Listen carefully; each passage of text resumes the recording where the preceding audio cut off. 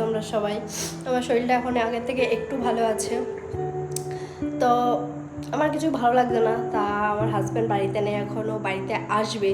আসার পরে ওকে আমি বলবো যে আমাকে দুটো জামা কিনে দাও, দেখি ও কী বলে। চলো তোমাদের সঙ্গেও শেয়ার করবো। এখনও কালুর সঙ্গে খেলা করছে, এখনও জানে না যে আমি ক্যামেরাটা অন করেছি। এরপর ওকে জিজ্ঞাসা করবো, চলো তোমাদেরকে শোনাচ্ছি। দেবা কালকে জামা কিনে? হ্যাঁ দেবো। আজকে তো রাত হয়ে গেছে। জামা কিনতে যাচ্ছি guys। আর আমার মুখের হাসিটা দেখেছো, মনে হচ্ছে সব শরীর খারাপ ঠিক হয়ে গেছে। মানে মেয়েদের শপিং করার নাম নিলেই মানে একদম সব শরীর খারাপ ঠিক হয়ে যায়।